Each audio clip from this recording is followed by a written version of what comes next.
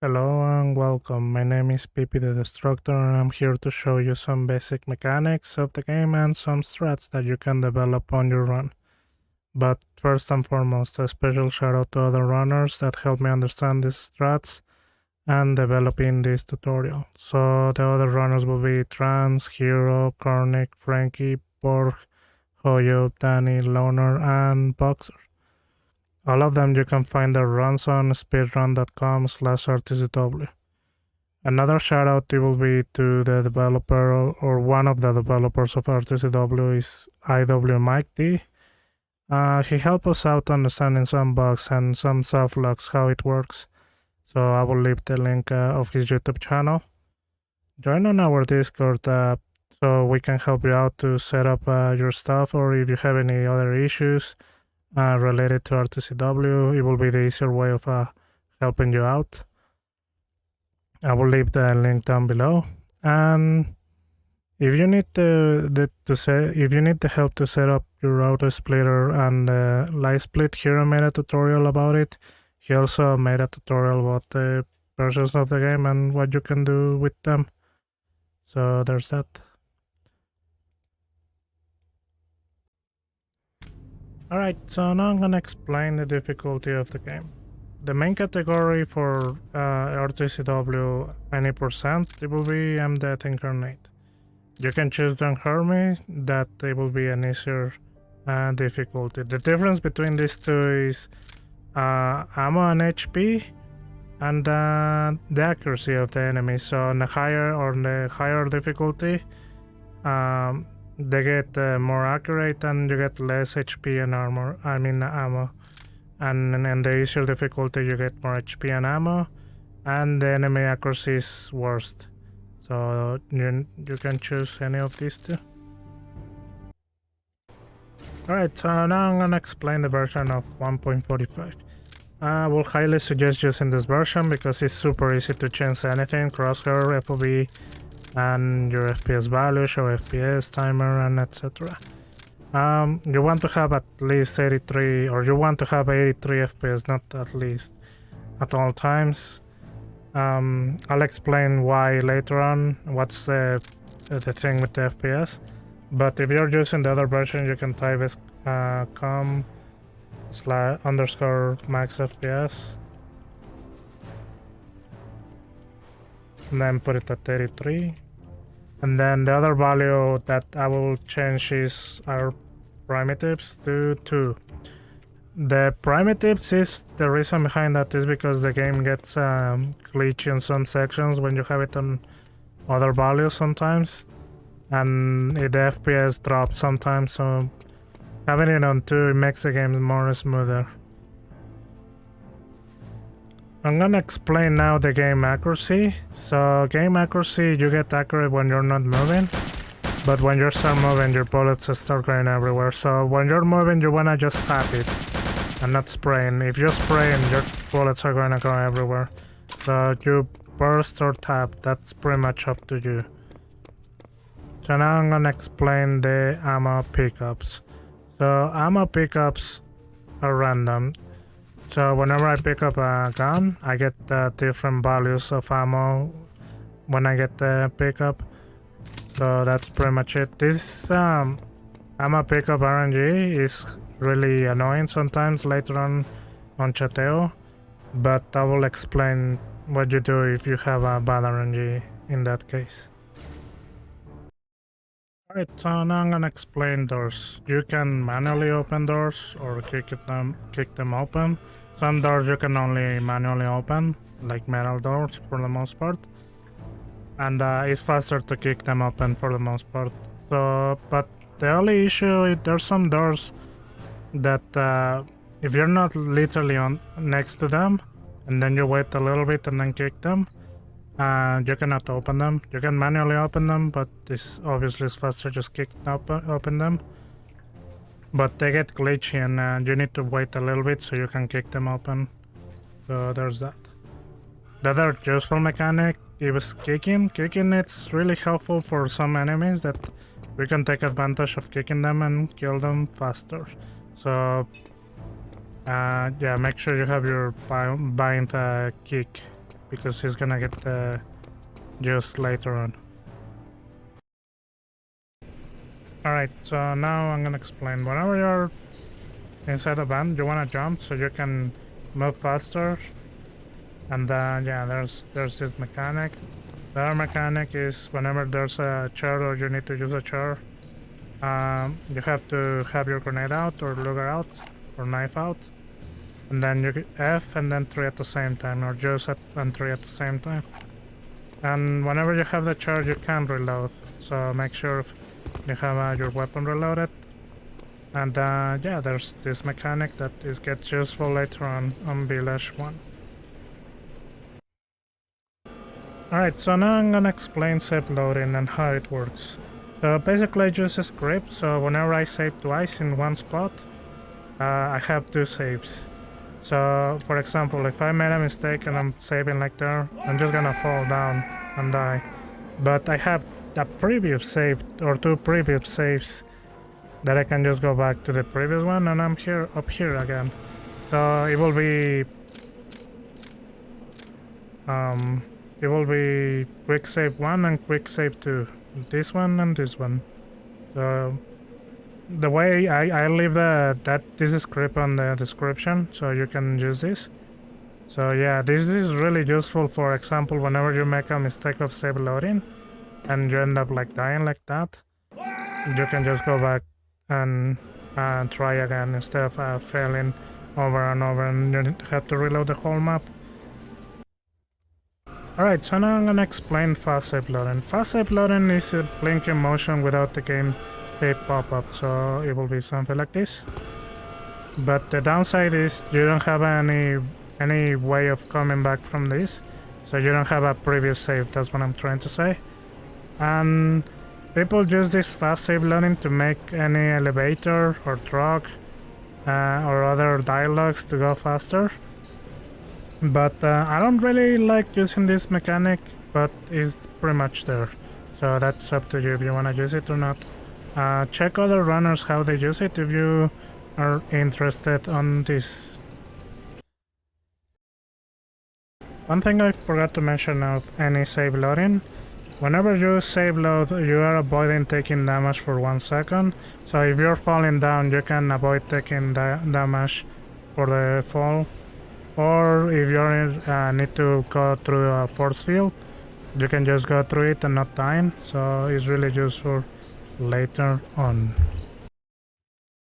Alright, so now I'm gonna talk about the FPS toggle and the FPS values. So the FPS value is really important that you have it on 83 because you can jump higher. So for example, you can make this jump with 83 super easy. But if you have another value, like for example 90, you cannot make this jump anymore. So it's really important to have it at 83 to get the higher jump.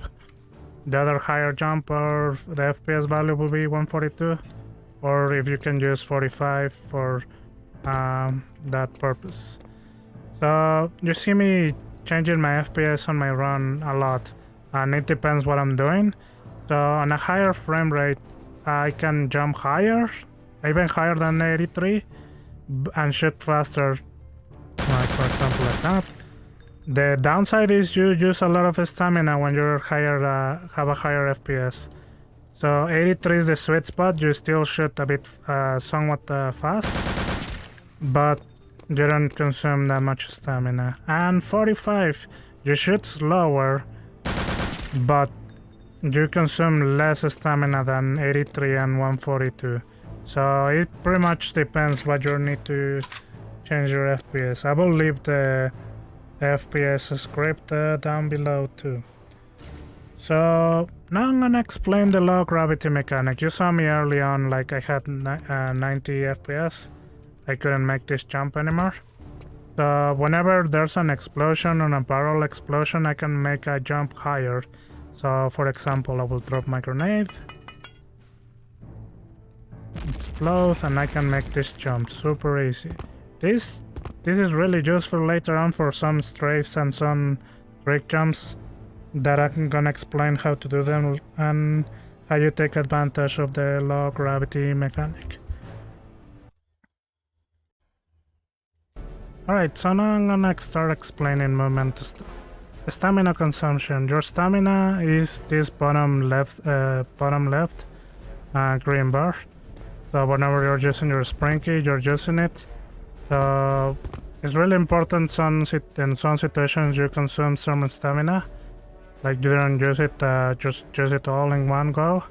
And some situation doesn't really matter. So it depends what are you doing on which level and etc.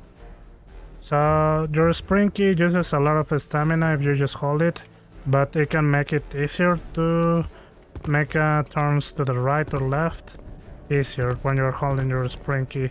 So whenever you're in a situation like in here in radar, turning really fast to the right is really helpful so you avoid taking damage.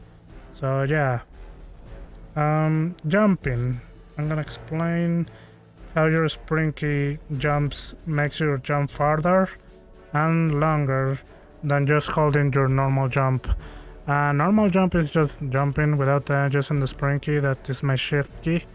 So some tricks that you are using like low gravity mechanic and other stuff, whenever you're holding your spring key makes them longer, and it can make it easier for you to do that trick. So normally a rule of thumb will be holding your spring key for the most part, unless you need to like save your stamina. So that's pretty much it, an easier version of explanation of using your spring key. Alright, so now I'm gonna explain jumping after explaining your spring key. Jumping, you can jump like normally with your spring key holding shift and then W, but then if you add up a strafe, the strafe is looking to the right a little bit and then swing to the left, so you can have a higher jump.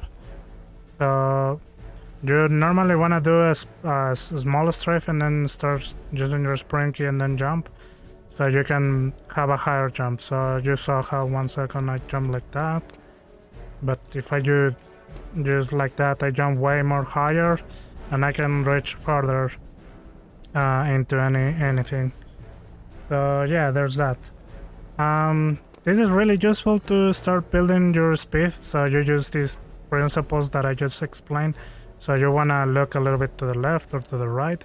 If you look more to the right or left, you can reach further, but it costs you more time. So what we do is just look a little bit to the right or left and start building up our speed. So I want to hold my spring key, my W, and then do a small strafe, and then start building up my speed. One key part is that whenever you're doing this, you want to have your mouse like move smoothly but in a fast motion. That makes any sense? So you don't want to swing your mouse left and right at all times. You want to do it in a smooth motion so you build up your speed. So just gonna demonstrate this. If you're moving your mouse like that, you're not building any speed.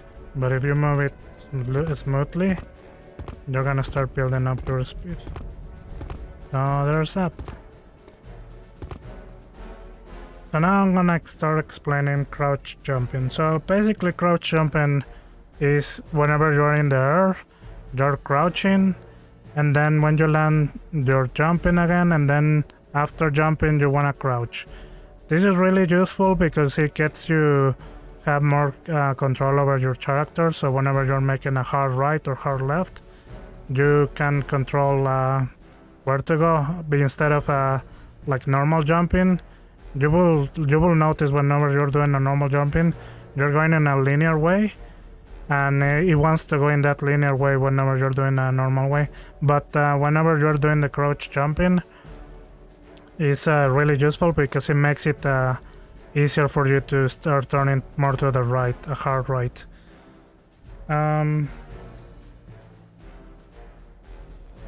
It also is really useful using crouch jumping whenever you're in close quarters environments.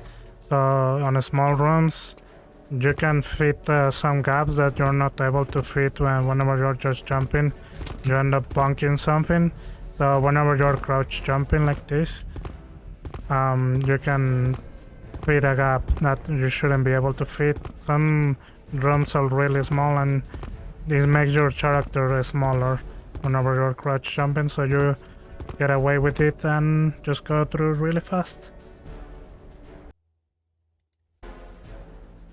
Alright, so all that I have explained, the sprinting, reloading, jumping, and what weapon should I use, and where should I use my stamina consumption, I will just copycat everything from my PB or the other runners, because we do them differently, basically.